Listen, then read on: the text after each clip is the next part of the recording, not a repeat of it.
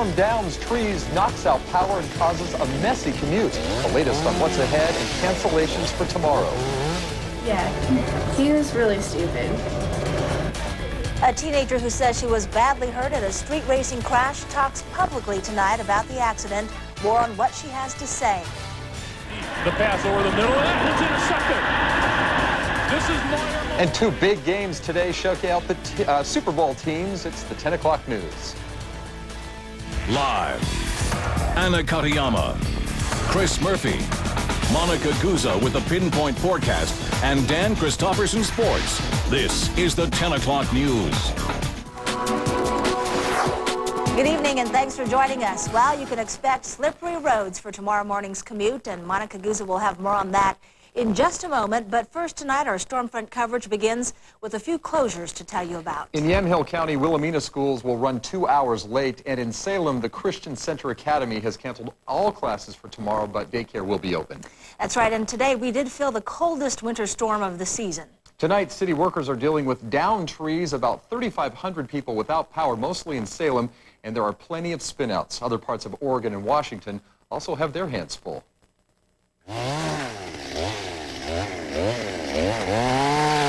A serious storm any way you cut it.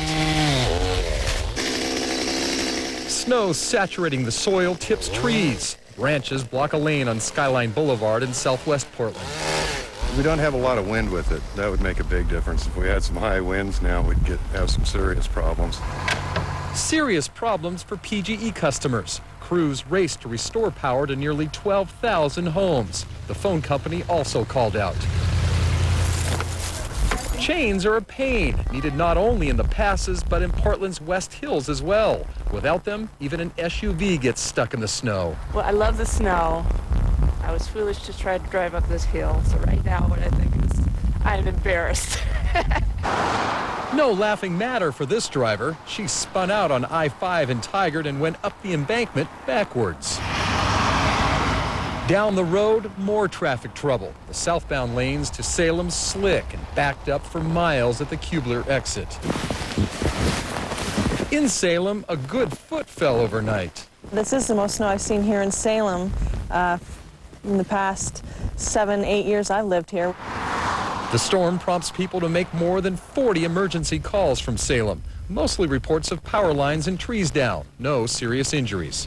The 11 o'clock service was still on. Icy roads put church plans on ice. Early morning service at the Four Squares Church in Clackamas County called off. That's just fine with Molly Heddleston. She'd rather play than pray on a day like today. I was pretty glad because I got to play in the snow. No playtime for the city that works. A lot of overtime this weekend for 150 employees, thanks to the coldest winter storm of the season. And a sad note, during this morning's snowstorm, a car hit a tree on Highway 226 near Skyo, which is east of Albany. The passenger died. She was 67-year-old Catherine Osterman. Her husband, Craig Osterman, was the driver. He's in critical condition tonight. Well, while winter storms certainly cause heartache and headaches, we all know that storms can be some fun as well. Keep your foot up. Keep your feet up. Lots of sledders out on slippery slopes this weekend. This group happens to be in South Salem. Many people noted that this is the most snow that they have seen in their neighborhoods in recent years. Some didn't bother trying to climb hills or rather they didn't bother climbing the hills. They were creative to get their rides.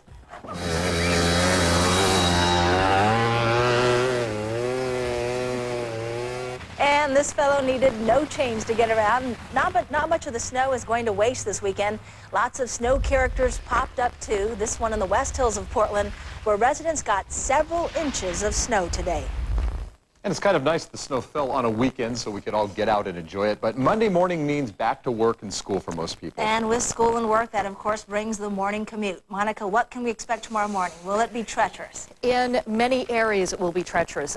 Right now, we are beginning to dry out, which is a very good thing. Temperatures certainly are going to dip below freezing tomorrow morning, which means, of course, icy roads for your morning commute. Taking a look, though, at the regional radar, you can see we're not seeing the kind of shower activity that we were seeing earlier today. even into last night and yesterday. So still some bands of showers moving into the area, but we are beginning to dry. And take a look at some of the temperatures right now. Luckily, not cooling off too fast here in Portland, still at 37 degrees. We are expected to dip down into the upper 20s, but if we continue this very slow drop, the Portland metro area may be all right. Salem, Eugene, though, Corvallis, Medford, all going to dip down below freezing tonight. We're well on our way, so expect to see slippery roads, especially around the Salem area. Temperatures in the east getting very cold already. Look at this, Burns and Baker City, 6 degrees, 9 degrees. We could drop down into the negative digits into many areas of eastern Oregon. So our temperature forecast, 6 a.m. tomorrow morning, 20s for the entire valley region, and we still have a winter storm warning up in the coast range tonight and into tomorrow morning. So the driving up there will be especially treacherous. 30s out along the coast, and then of course temperatures in the teens and near zero over in eastern Oregon. The big problem is going to be wet roads now. So when you get up in the morning, just be prepared. It is going to be cold enough to see freezing roads, but if we continue to dry through the night, we could be okay. So make sure you take a look at the pavement before you get out and drive around, because one little bit of dry ice will not dry ice, black ice will certainly be a problem. We'll talk more about the forecast when I return. Back to you. Okay, thanks, Monica. Another news tonight, a Vancouver teen who says she was injured in a street racing accident speaks out tonight in an effort to educate other teens about the dangers of racing.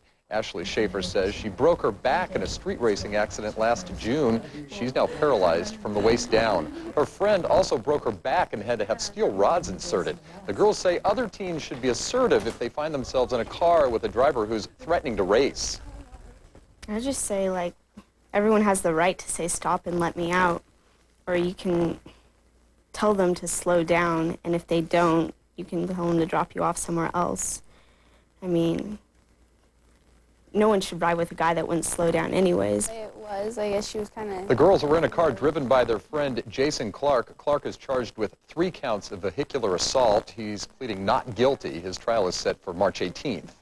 Motorcycle riders raised thousands of dollars this weekend for the family of a Portland police officer seriously injured by an accused drunk driver.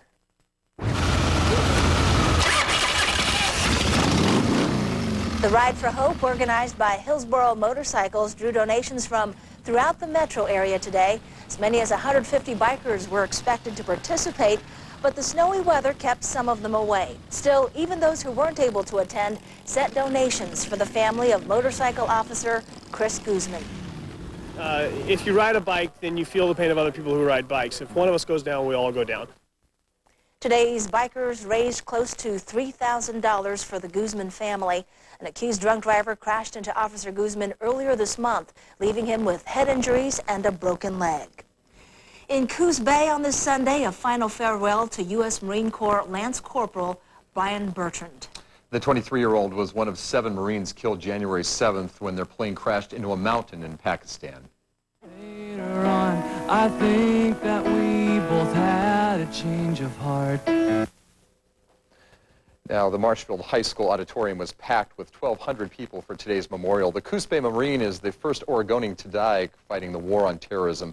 Bertrand was remembered today as a loyal friend, talented at making the best of tough situations, who made the ultimate sacrifice for his country. A U.S. sailor is missing and believed to have fallen overboard from an aircraft carrier. It happened on the USS Abraham Lincoln, which was doing routine battle exercises off the coast of Southern California. The sailor was discovered missing Saturday. The ship is based in Everett, Washington. His family has been notified, but his name is not being released. A missing Wall Street Journal reporter has reportedly been kidnapped by a group with close ties to al-Qaeda terrorists. Daniel Pearl was in Pakistan researching a story when he disappeared. Now the group holding him says that it wants all al-Qaeda and Taliban prisoners being held in Cuba to receive better treatment. Until then, Pearl will be kept in, quote, inhumane conditions. The group also believes that Pearl is really a CIA agent instead of a reporter. Both the CIA and the Wall Street Journal deny that claim.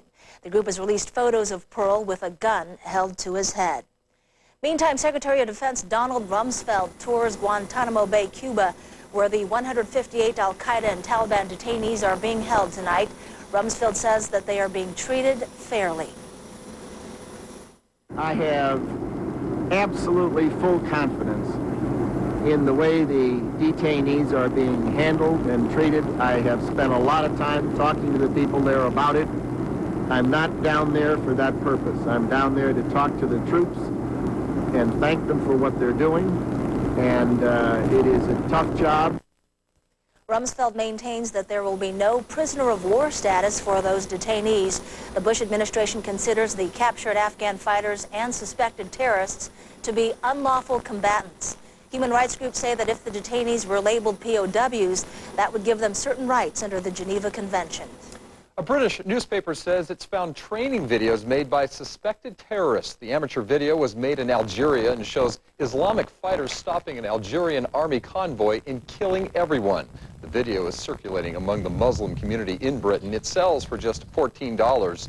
Meanwhile, British authorities confirm 3 suspected terrorists being held in Cuba are British Muslims. Those who knew the men are surprised. The lad was coming with us to pray in the mosque, and he never talked about anything except the prayer. What happened, God knows, I don't know. The men are believed to be members of an Islamic group in the town that is north of London.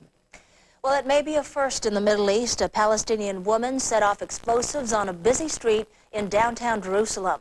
She killed herself today and an 81-year-old Israeli man. No Palestinian woman is known to have ever carried out a suicide attack before. Police aren't sure if the woman intended to kill herself or if that bomb went off before she could place it. The bomber was reportedly a student at a university in the West Bank. Well, dozens of people were hurt in that blast today, but an amazing story has also emerged. American Mark Sololo was hurt, but he survived the attack. He was in Israel visiting relatives this weekend. Sololo not only survived today's attack, but he also survived the September 11th terrorist attacks in New York. He was on the 38th floor of the World Trade Center's South Tower when the first plane hit the North Tower. Sololo managed to evacuate before the next hijacked plane hit his building. A security scare at Portland International Airport. Around 5:30 this morning, the plug to a metal detector was accidentally pulled. Many travelers walked through the detector while it was down. So when airport security realized what had happened, they closed concourses D and E. After a security sweep, hundreds of passengers had to be re-screened. Some passengers were even pulled off their planes to be checked again. Several flights were delayed. A giant fire destroys a railway for Amtrak. Find out tonight where the detour is. A special procedure may bring relief for Alzheimer's patients. The latest research still ahead. And the stage is set for the Super Bowl. Highlights from today's 2 big games coming up. And I'm Monica Guzza. Temperatures are cooling down. Looks like the worst of this winter storm is over, but there are still some areas struggling. We'll talk about all of that